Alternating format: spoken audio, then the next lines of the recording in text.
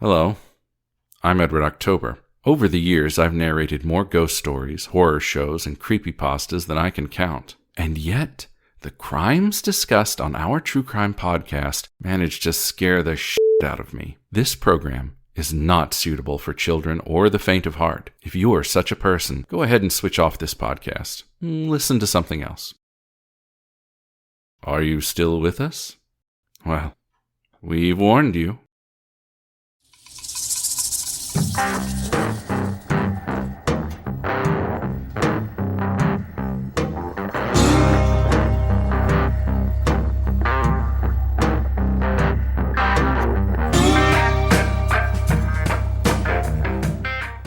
Hi, Jen. Hey, Cam. How you doing? I'm doing it pretty good for a little Sunday here. Good. Yeah, it's starting to get colder. Yay. I don't care what people say. Fall is coming, and I'm ready for it. It's Love fantastic. it. I love it. Love it. I love it. What you got for us this week? Well, I have a case. I just want to give our listeners a little fair warning. It does deal with suicide. So I just kind of want to make that out there in case that is, you might want to skip this episode, go to the next one. Gotcha. Should you care to do so. But here we go. You ready? Mm-hmm.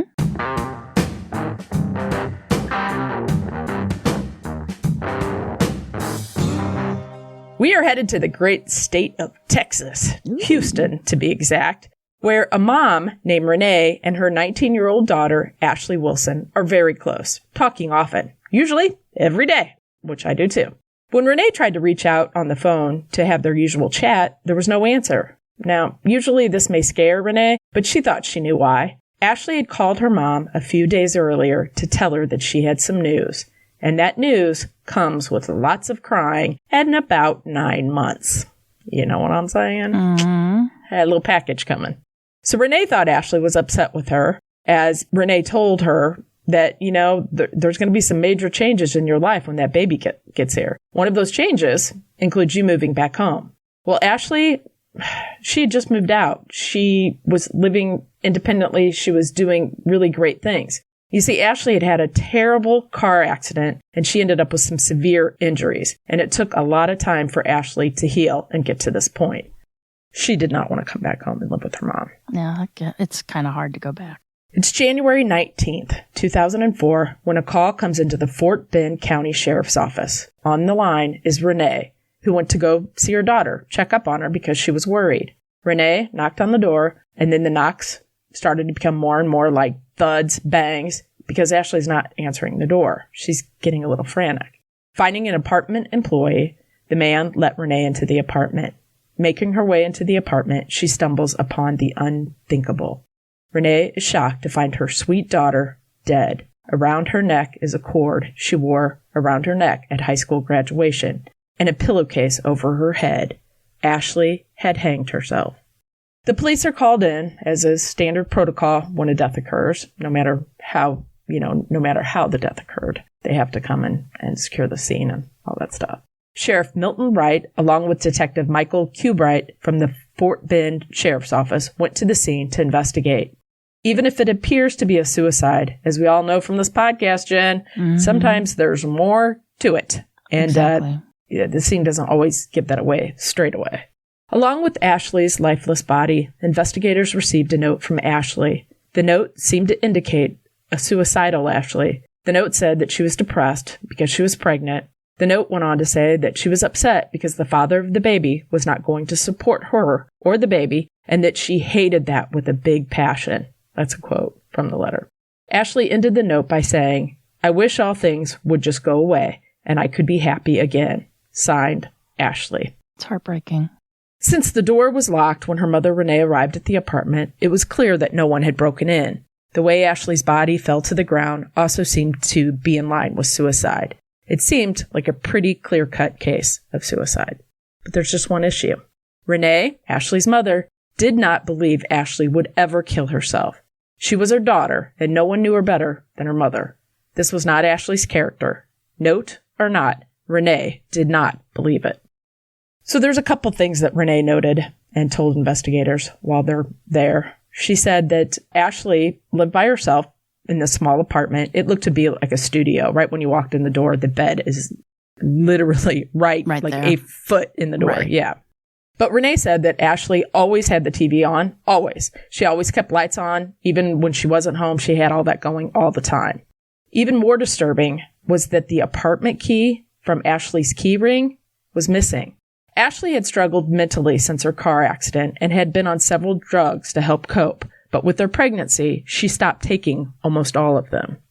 Now, even though investigators believed that this was a suicide, they wanted to do their due diligence. Renee had told the investigators that the father of Ashley's baby was her ex-boyfriend, a man named Dan Leach. Dan and Ashley had dated, but had recently broken up, leaving some to wonder if this was the cause of her depression. Police reached out to Dan to get his take on the situation. Dan also struggled with depression, but relied on his church for strength. Detective Kubright contacts Dan by phone, who is audibly shocked hearing the news of Ashley's death. Dan tells the detective that he was out of town working and his employer could vouch for his story. The seasoned detective believes Dan had nothing to do with Ashley's death. When taking all the evidence into account, the handwritten note, which was proven to have actually been written by Ashley, and the mental struggles that Ashley had endured, it was becoming clear, sadly, that Ashley was not murdered, but was in fact a suicide. The case was closed. The medical examiner had determined that Ashley had died by asphyxiation due to hanging, and the cause of death was ruled a suicide. It's all fine and good that the police believed that Ashley killed herself, but her mother, she's not buying it. Renee was sure that her daughter would never have taken her own life, and she continued to pester the police. In the meantime, she kept Ashley's phone on and had all the calls forwarded to her, hoping that someone would call and give just a tidbit of information that would either prove it was or was not a suicide, as police had stated. So a few weeks later, Ashley's ex-boyfriend Dan called and told Renee he was trying to get a hold of Ashley. Say what? Renee carefully explained to Dan that Ashley had died, and even though police claimed it was a suicide, Renee told him she did not believe it for 1 second. Now, it's interesting to note here because if you remember back, the police had called Dan to inform him that Ashley had died. So why is he calling Ashley's phone and Ashley's mom? That's suspicious. Just a little note. Now, Dan and Ashley had been friends in high school before dating prior to her accident. Dan came from a deeply religious family and went to church often, sometimes as much as 2 or 3 times a week. After high school, Dan enlisted in the military, and by all accounts, the young couple seemed happy, but that seemed to change after Ashley was injured in that car accident. The accident was a severe one, leaving Ashley in a coma for over a week with a fractured skull and a traumatic brain injury. Ashley would have to learn how to walk and talk all over again. Dan would come to the hospital to see Ashley and keep her company as she strived to get well. Working hard to get better, Ashley was able to get back to school and actually graduate on time with her class. It was a dream come true for Ashley and her family, and a remarkable considering the kind of accident that she had suffered and all the healing that she had to do. Kudos to you. Soon after, anxious to get the independence she had lost due to the accident, Ashley moved out. She's a kid. Like, that would be so fun. You know, you had to rely on your parents to get better and in the hospital and all that stuff. And now you're finally independent. Yep. Yeah, you get to do that. So her mother, Renee, obviously worried about Ashley since there had been some changes in her daughter's personality since the brain injury. Ashley was always warm and bubbly, but the brain injury left her unable to tell when someone might be taking advantage of her. She had always been trusting, but this was different. Someone could tell her the most fake, over-the-top story, and she believed him. You know, brain injuries, I looked this up, just a side note. Depending on where it affects, which part of your brain is injured, depends on how you're affected. But a very common trait of traumatic brain injury is you kind of immature, I guess, like you go back in time a little bit. So it was about 7 weeks after Ashley had died when on March 7th, 2004, someone paid a visit to the Fort Bend County Sheriff's Office. This visit would cause the police to reopen Ashley's case. Maybe Renee was right, and the police got it all wrong. Detective James Fontenot was the detective on call that evening when the front desk called to tell him that someone was there and had information pertaining to the Ashley Wilson case. When detectives got to the lobby, the man stated he had information, and that info was that Ashley was murdered. She did not kill herself. Trying to get more information out of the stranger, he turned and walked out. Just turned around and walked out. They never got his name. They never got any more information. So obviously they thought, well, that's a little bizarre. So somebody just walked in and said, hey, this is... Yep. Hey, it's a murder. You need to look into it, and I'm going to leave. And nobody tried to stop him. And okay. Oh, what's your name? I mean, at this point, they don't know if it's true or not. Right. But all of this little exchange was enough to get the detectives to pull Ashley's file. They needed to know who this man was and what exactly was this information he claimed to have. They comb through the files, but they can't do much until they get just some more information, basically. Who is he? I mean, this case was closed. It was determined to be a suicide. So you can't just open it up and say it's a murder because somebody walked in and said it was. Thankfully, just 2 days later, on March 9th, 2004, the man returned to the station. But this time, he brought his family and his pastor. The man was Dan Leach, Ashley's ex and father of her baby. Detective Kubright is brought in to question Dan Leach. Surprisingly, Dan refuses to have an attorney present. But the biggest shock is yet to come. The detective asked, Dan, what brings you in today? I am here to confess to the murder of Ashley Wilson. What? Yeah. So at this point, the detectives they're really in a weird spot. They don't know. This case had been ruled a suicide and closed. So basically, they're listening to this man confess to a case that's been closed. Now, normally, exactly. We would think that's weird, but since we've done the podcast and we know better, there are false confessions that happen way too much. So basically, the detective, they're like, hey, let's just go ahead and listen to what he has to say. We'll see what's going on here. I would hope they would almost have to sit and listen to him, if somebody wants to confess to something. Yeah. And I think at this point, me, you, most people would just be like, okay, what do you have to say? So the detectives are going to have to use their best detective spidey senses to wade through his answers and determine if he is a grieving friend who is taking the blame for what happened, or, in fact, if he is a cold-blooded killer. They need to ask certain questions so that they can determine just what happened. The interview does not start off great. Dan can't get the date of the crime. He says he thinks it's there about this time, but he's not sure. When asked what Ashley's apartment number was, he doesn't know. He can't remember. They need something else, something that no one would or could know, and they need him to start talking and keep talking. Dan tells the detectives that he came back into town in late August 2003. When Ashley heard he was back in town, she contacted him by showing up at the front door. After that visit, they rekindled their relationship. Just 6 weeks later, Ashley told Dan that she was pregnant. Dan did not take the news well. Shocking. He tells detectives that he was embarrassed, not because she was pregnant, but because it was with Ashley. He went on to say that since Ashley had had her accident, she was not like the 19-year-old that she was, but she was stuck in a childlike manner. He said that he was embarrassed by her and even hid the fact he was seeing her. So right now, a few things need to be explained. The note that was left next to Ashley was handwritten, and it was Ashley's handwriting. That was proven. It was the note that indicated that Ashley was depressed, but it did not outrightly say that she was going to kill herself. It was more about her feelings and that how she wished things could be different. Now, so it could have been like a journal entry or something. Exactly. It doesn't, I mean, it indicates she was depressed and maybe might explain a suicide, but not necessarily that she was going to complete suicide and harm herself. Dan Leach reveals what happened. He tells detectives that he went to Ashley's apartment on that fateful day to set up her apartment for what he hoped would look like a suicide. He admitted to the investigators that the sole purpose of going to her apartment was to set the scene, and that he had thought of this long before arriving at her apartment, which, as we know, indicates premeditation. On January 15th, Dan said he arrived at the apartment around 11 p.m.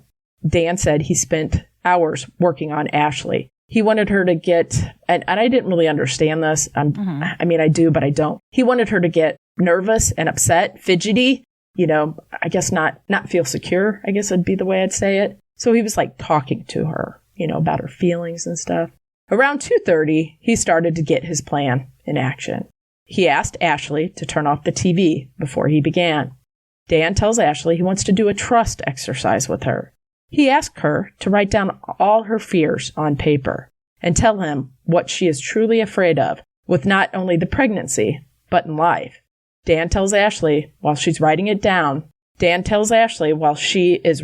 her thoughts, he will do the same because it will make them trust each other more. Mm-hmm. Dan asked her to sign the note with her own name and leave his name out of the note. He's despicable. It's the worst of the worst, really. When detectives asked him if Ashley complied without hesitation, he said no. Dan said that he had to try many times to get her to do this. He really had to talk her into it. Finally, Ashley did write the note, and when she was finished, Dan placed it near her bed where it would be later discovered. It was right next to her bed on the ground with like her tennis shoes right there. So it looked, it would make sense, that you would place it there to be found later. Dan would now begin the next part of his evil ruse. He told Ashley that they would continue this trust exercise, but that he would need to put a pillowcase over her head so that she would have to rely on and trust Dan and her other senses besides sight. Dan told her that she would be, the truth would come out best this way, but the truth really was that Dan did not want Ashley to see what was coming because or to see her face, I'm sure. Well, the way how she's positioned, he wouldn't see her face, but I'll get to that in a minute. Dan needed her to be unable to see the graduation cord that he had stashed nearby, which he would strangle her with. Now, this fact was unknown to all but investigators and Ashley's mom and the killer. They had said she was strangled, that she had hanged herself, but they didn't say how. It was actually the graduation cords for your honors when you graduate. Mm-hmm. They're braided. You know what I'm talking about. So right there, that's giving detectives a pretty clear indication that he may have done this. Nobody else knew that. Next, Dan explains that he positioned Ashley in front of him. So they're on the bed. You got to stay with me on this. They're on the bed. She's sitting up, but their legs are outstretched, right before you would lay down. So they're outstretched in front of her. Now, Dan is sitting behind her with his legs parallel to hers, right? So kind of like in a roller coaster or the log flume ride, how you're on a big bench and you sit like that kind of. So that's how they're sitting. So Dan couldn't see her face. She's sitting in front of him. Dan then told Ashley to put her arms under Dan's legs, since this is, a trust exercise. Dan would then lower his legs, trapping Ashley's arms and hands under his legs. Ashley complied, not realizing this was Dan making sure she couldn't fight back and there would be no chance of leaving defensive wounds. Once she was trapped, Dan took the graduation cord and began to strangle Ashley to death. Now, detectives up to this point believed that perhaps Dan had talked Ashley into killing herself, but the truth was much, much worse. It was now clear that they had a murderer sitting in front of them. If the act that Dan had explained to detectives was not horrifying enough, he continued. Dan told the detectives that he had disassociated himself from her. He had to look at her like an object. Dan never broke eye contact with the investigators, never looked down, never showed any remorse. It was very matter of fact. It was very monotone. Robotic, probably. It's bizarre. I watched there's a TV show with his confession. Yeah, very. Now, call it a detective's intuition or call it a hunch. Detectives had another question for Dan. Have you ever done this before? Dan looked at the ground. This is like the first time he kind of altered. And he said, no. Yeah, detectives weren't so sure about this, so they decided to do some digging around. They called Dan's former commander from the military and learned about a gruesome event. You see, Dan had been dating a woman he had met in Florida while he was in the military, and she was serving in the Air Force. The two dated for a while, but she broke off the relationship, and Dan did not take it very well. Dan Leach went over and broke into his ex-girlfriend's house in the middle of the night wearing only his underwear. He broke in through her window, and he stood there, and he watched her as she slept. And I have to say, I'm pretty sure he's contemplating whether or not to murdering kill her. Right. Yes. He didn't, thank goodness. But the military learned about this, and he was court-martialed and received a dishonorable discharge. This is why he showed up at Ashley's doorstep in Texas, because he was kicked out. He was no longer in the military. Had nowhere to go.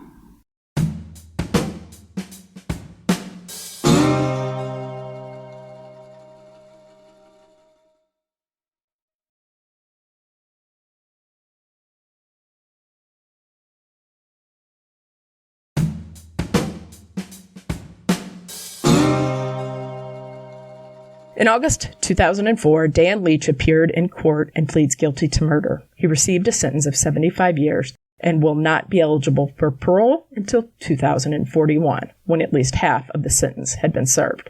But there's still more to this story, so let's go. At this point, we need to know, why did Dan Leach admit to killing Ashley Wilson when he had gotten away with murder, which is hard to do? Well, we have to take a look back at his religion to understand this. Is it kind of like the telltale heart kind of thing? Mm-hmm. So it's March of 2004 when a movie came out. The name of the movie? The Passion of Christ. Dan told the detectives that he and his friends went to see the movie, and it moved him. And the surprises kept coming. What Ashley Wilson's former boyfriend Dan Leach had to say next to law enforcement would shock everyone. And that was that this movie was the whole reason he confessed to the crime. But there's a reason. There's always a reason to it. So Dan Leach had granted an exclusive interview to KTRH Radio in Houston. And Dan said, quote, "I went and saw the movie with a couple friends. It was very intense. And having that visual stimuli really helps to focus. It does move you. After watching that movie, I was very emotional. I thought about the things I had done. And I was upset that I hadn't repented yet. Being guilty, I knew I couldn't repent to God for it and be forgiven spiritually without going to the law and allowing them to take their course of action. The burden of committing murder and trying to follow Christ was too much for Dan to handle. So he's at a point now. Do I confess? He seriously got away with murder. He could have went on his merry way and nobody'd ever know. But being the religious person he was, he went to the river and he began to pray, trying to seek some guidance. And he said he believed that God told him that you need to confess. This is the only way you're going to be allowed back in heaven. And he believed this. He wanted redemption. So Dan first went to his church, where he told some of the church elders what he had done. Now, this was before going to the police station, which, of course, you got to go to the police station. Let's go over there, right? So there's a few interesting tidbits from the case. And here we go. So we already know that the state of Texas likes to hand out the death penalty like candy on Halloween, right? And often. But in September 2003, Texas had put a new law on the books.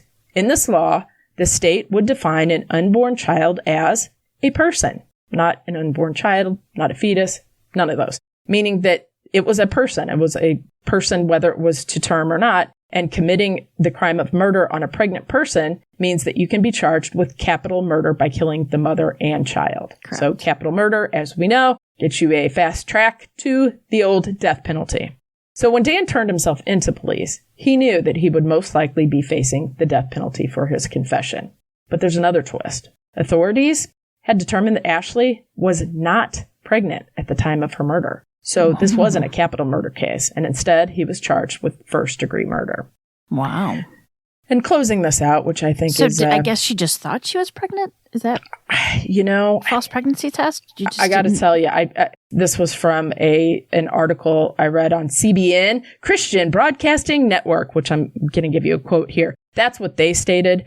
One of the TV shows I watched with Renee, that never came out. So it's a little foggy. I don't know, and I wasn't there.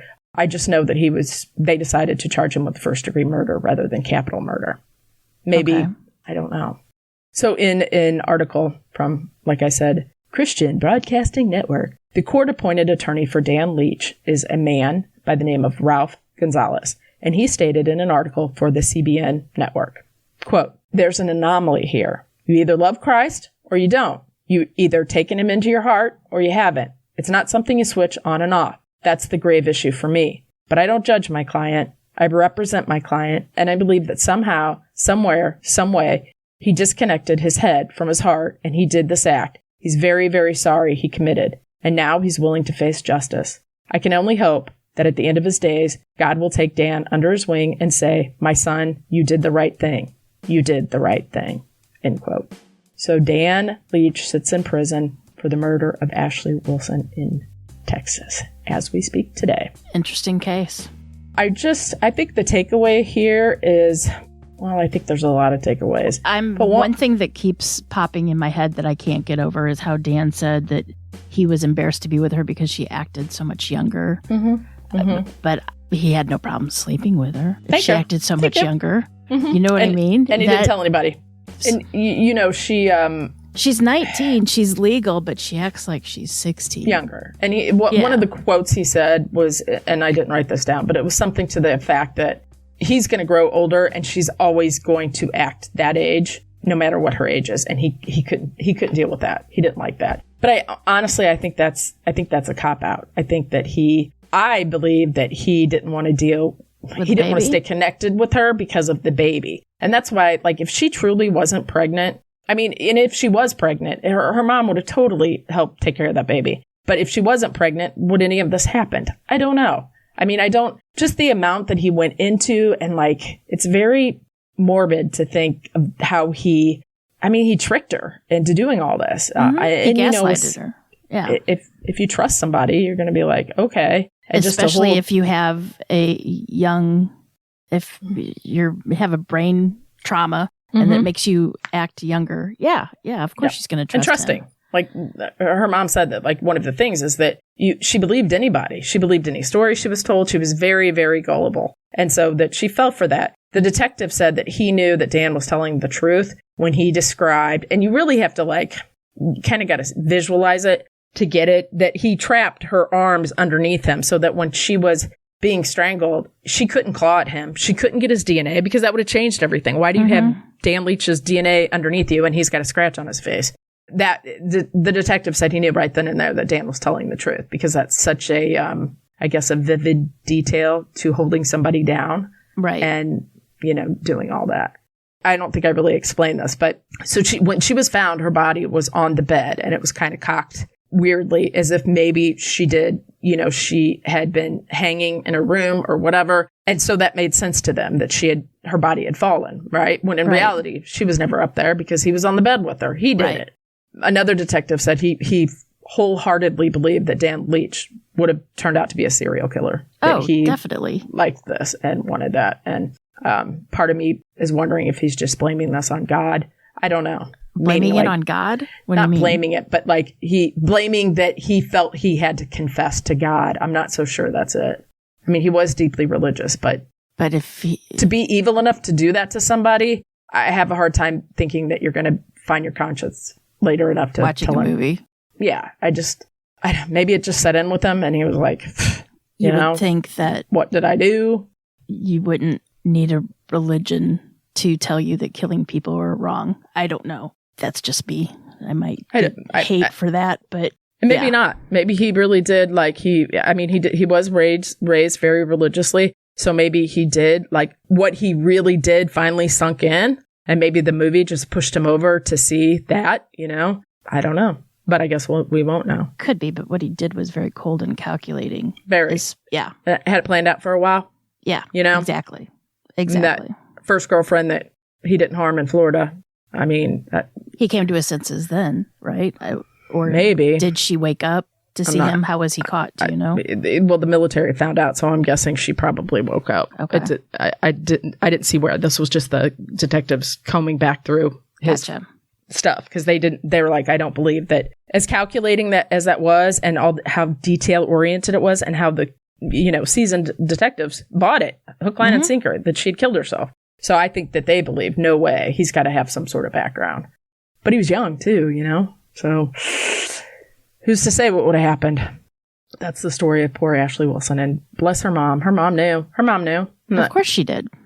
We know. Of course she did. Your kids, for the most part, and things that are going on in your life. She spent all those years trying to get better from her brain trauma and worked so hard just to let all that go. You know Terrible. what I mean? She was a fighter. I don't think, Yep. Awful stuff. Interesting. Dan's an asshole. I will say that loud and proud. So that's horrible. He's, unreal. Speaking of a-holes, guess what I watched this morning? Of course I did, because I got up at 6 o'clock. It's only 11 o'clock here. I got up at 6. You know what I watched? What? Now, and I know we talked about it on the podcast, I was totally enthralled with the Depp and Heard trial, Amber Heard and Johnny Depp. And so they have a 3-part series on, I think it's Netflix. And most of it I knew, but there was some little things that they shed some light on. And I was like, things that I don't know, that came out. If you listeners want to watch it and then we can chat about it, it was in the final episode that how certain things are not allowed in a court trial. And then you're like, but if it were, maybe things would have went a different way, right? But also it really wasn't relevant to defamation, but it was still relevant, I think. What? I don't want to say it in case people want to watch it. Well, okay. Well, here, how we say this. Spoiler There's spoilers ahead. So if you want to fast forward it, go ahead and fast forward. All right? Okay. So here we go. So I'm just going to say it. Okay, a couple things. So, he was on trial in England and lost, and he was on trial in America and he won.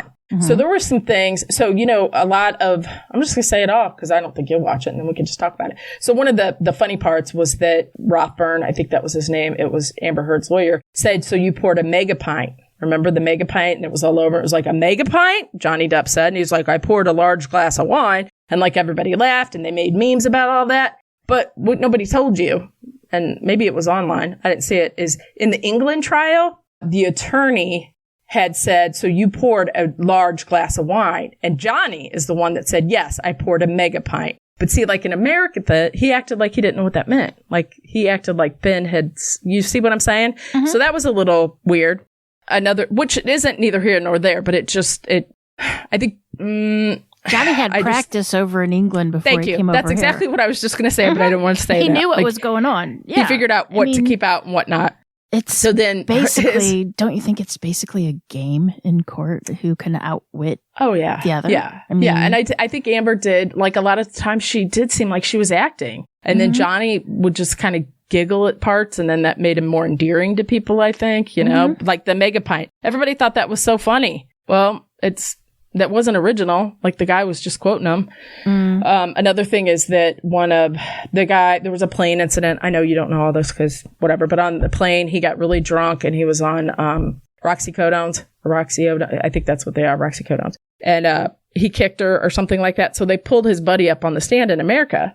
And he's like, no, I don't remember that. You don't remember him calling her? And then they said all these bad names. He's like, no, I don't remember that. And you don't remember this? No, I don't remember that. Well, in England, they let a text exchange between Amber and that same guy be admitted into the trial. And it's him saying, I feel so bad for you. If Johnny knew what he did when he gets this wasted, he cried when I told him you kicked him. And I'm like, so obviously, I mean, the guy was saying he doesn't remember, and who's to say if he remembers or not, but that's perjury. Like you are under oath. Well, but to yourself it is. That's why I said they can't prove that he lied because he can say, well, I don't remember those texts because that was not admitted in court in the U.S. Right. So it was just little things like that I was like, huh. And I do, for the record, just want to say, I think both of them beat each other up, period. I think both of them hit each other. Yeah, it was just not good.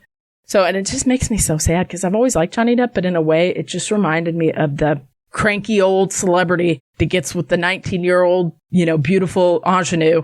And then it's just like, hon, no, like you're 60. Stop. You know what I mean? Like, quit. You look like a caricature of everything that's wrong with the whole thing. The whole thing. I had no skin in the game with that Johnny Depp Amber Heard thing. I loved it. I stumbled on it on accident, and boy, it was all over then. I had to watch it every day on Court TV. Come home, get the highlights after school. It was terrible. What do you think terrible, of the but good. Danny Masterson and Ashton Kutcher and Mila Kunis fiasco? Ooh-wee. Well, first of all, Hyde was always my favorite. So I was like, what? Because he was so like the type of person that I would like, right? He was whatever. I believe, well, I don't want to say anything because I don't want those people to come after me. What do they call them? The squirrel blasters or whatever? The Scientologists? I don't want to say anything about that. That specific religion? Yes. A religion that shall not be named. Oh, I think he has been doing that probably since before he even got famous. I guarantee you. Well, I don't know about that, but Allegedly, he's been doing that. I'm not getting sued. Yeah. Allegedly. I would also guarantee that I allege that he has hurt many more women. I allegedly agree with you. Yes. Totally. And I do have to say, too, this morning when I was telling you that there was a big debacle, I guess yesterday, because Ashton and Mila wrote letters of support for him. But I can't find it, but I told you, I remember, and I'm sure it was on the TikTok, and we can't believe everything on the TikTok, but sometimes I just like the TikTok, and I like to believe it because it falls in line with what I want to think. Just kidding. But something about that, Ashton had wanted to write a letter of support, and Mila was like, absolutely not. I don't know where I saw that from, or if it was hearsay. It might have been from our good friend, Marissa Roth, of, you want more, I'll give you more. It's Kyle Marissa Roth. Kyle is her first name. Mm-hmm. Oh, Kyle. What did I say? Oh, I think Marissa's her real second name, isn't it? Yeah. Okay, yeah, whatever. I don't know where it came from, but I just remember that. And I think, I don't know. Like, it's a mess. And I he's know. going to be in there for, like, he blew a kiss to his wife, Bijou Phillips. Mm-hmm. I feel And I'm- badly for her. Well, I'm thinking, he's not getting out till he's 70. You got to move on with your life, girl. I'm sorry.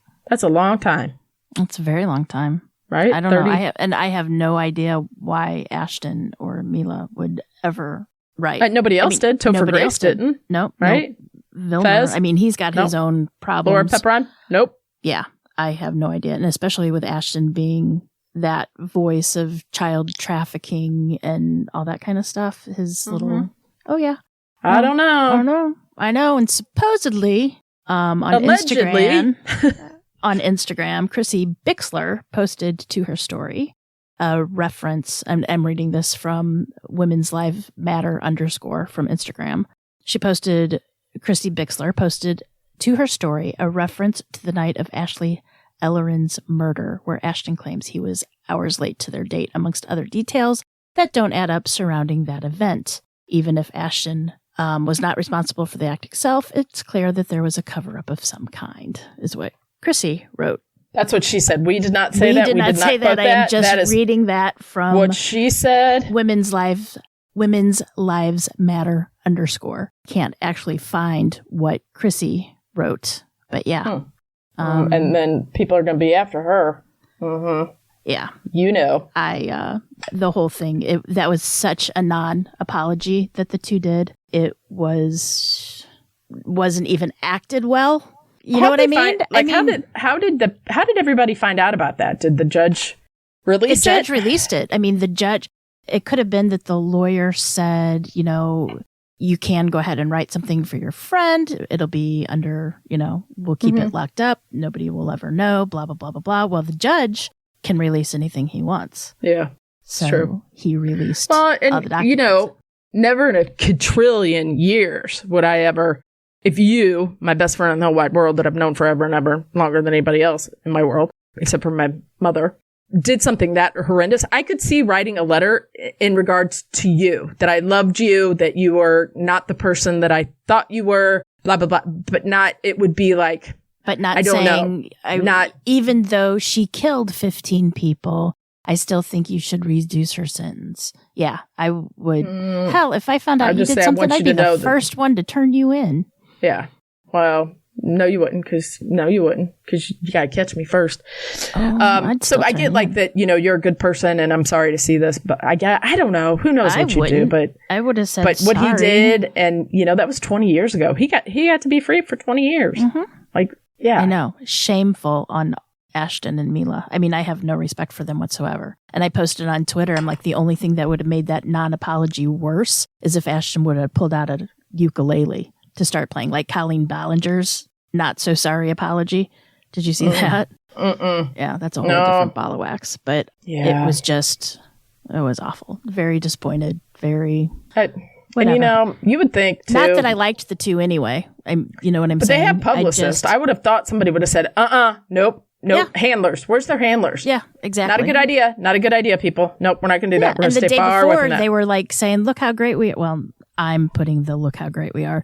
We opened up our home in Santa Barbara to these people as an Airbnb. They get to stay with us. You know what I mean? And they made this whole big deal. They videoed the whole thing and Videographed. They videographed. They filmed it all and just posted it everywhere. And and then the next day, or when it released, that was the day they released that whole bed and breakfast or Airbnb thing. Well, maybe they did that hoping that would take away from the damage control. Yeah. I don't know. I just know that I bet their publicists and managers are not very happy. They're scrambling. They are scrambling, that's for sure. I don't know. It's a shame. All of it. It's terrible. Terrible, people. We need to do better. Did you watch anything else besides the Johnny Depp thing? I just started watching today. Still. I know, and we recorded at 10:15. I just started Painkiller, which is on Netflix, and it's kind of good so far. Watched it. Oh, is it good? Mm-hmm. Okay, very well acted. Halfway in the first episode, but the little girl from Orange Is the New Black, love her, and then Matthew Broderick. She's great in it. Yes, took me a minute to figure out that was him. I was like, wait, what? Yeah, I know. He's getting up there in age. He is getting up there. Yeah, nope, not at all. But yeah, it's really good. It's really well acted, and What an evil corporation. Well, it's just people, man. They knew the whole time. Yeah, they knew. Yep. They knew. Oxycontin. I mean, you get addicted to that stuff. It's heroin, basically. So yeah. What else have you watched, Jen? I haven't really watched anything. I watched that Painkiller, and I only watched it because that's what my husband was watching. So that's about it. Well, I joined the book club at school, and I have a lot of complaints, but one of my first complaints, so the book we're reading, complaints. I do, is Where the Forest Meet Stars. Okay, so I'm about halfway through it. It's just one thing that bugs me. And maybe Jen said, Camille said, Joe said, Gavin said. And it's like, that is driving me nuts. As a reader, you kind of get the tone and voice of the character. You don't need to put that every other line. It's driving me insane. And you know what? It's going to drive you insane throughout the whole book. Oh, it does. Like in my head, that's all I hear now is Joe said, Ursa said, Gabe said. And I'm like, I don't ever recall reading a book that's like, so I'm going to admit it right now. I'm just going to admit it right now.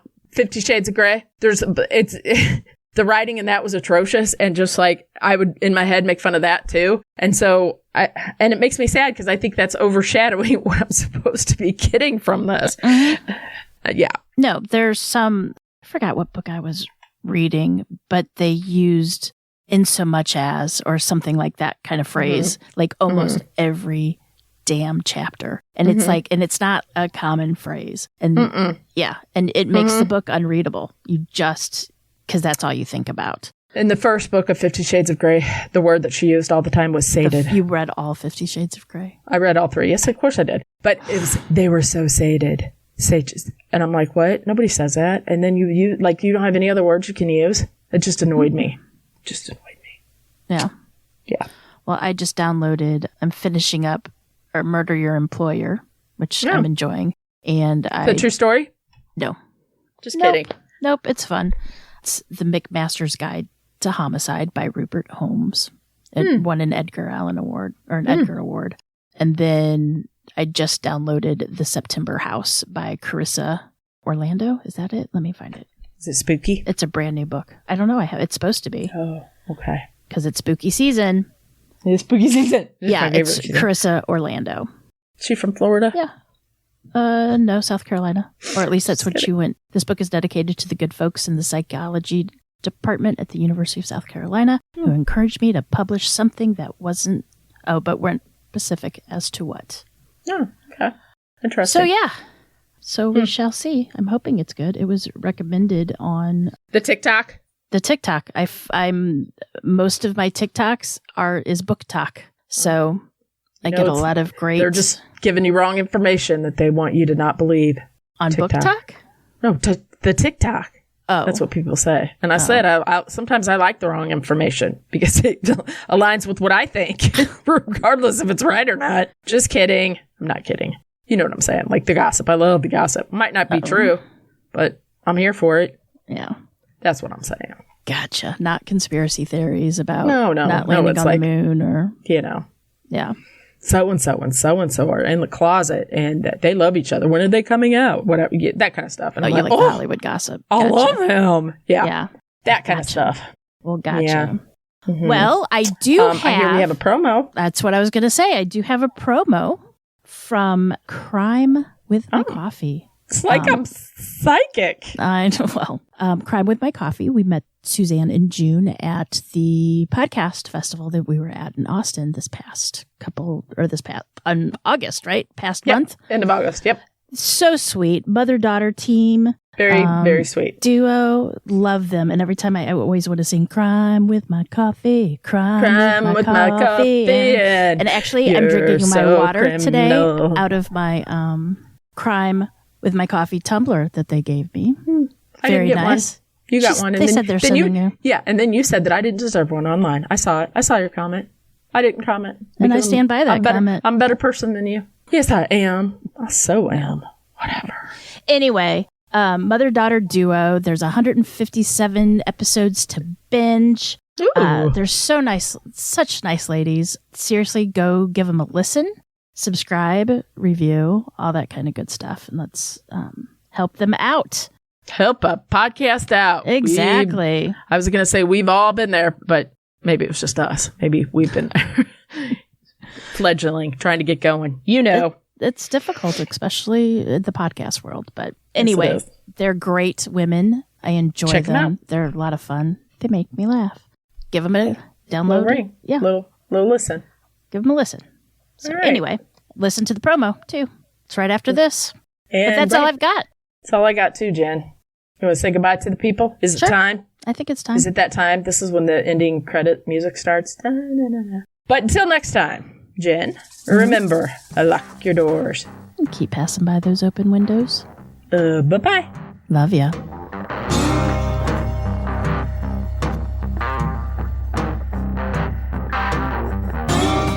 Today's episode was researched and written by me, Cam. For more information about this episode, as well as all the sources I used, please check out our show notes or the podcast website at ourtruecrimepodcast.com. Our True Crime Podcast is developed and created by hosts Jen and Cam. Original music and audio mix of all our True Crime Podcast episodes is courtesy of Nico Vertesi from We Talk of Dreams. Listener discretion is provided by Edward October from October Pod VHS. Our True Crime Podcast is executive produced by Nico Vertesi and Dick Vane. Make sure to like and subscribe to Our True Crime Podcast wherever you listen to your podcast. We can be reached on Instagram and Facebook at Our True Crime Podcast or on Twitter at Our True Crime Pod. You can email us at ourtruecrimepodcast@gmail.com.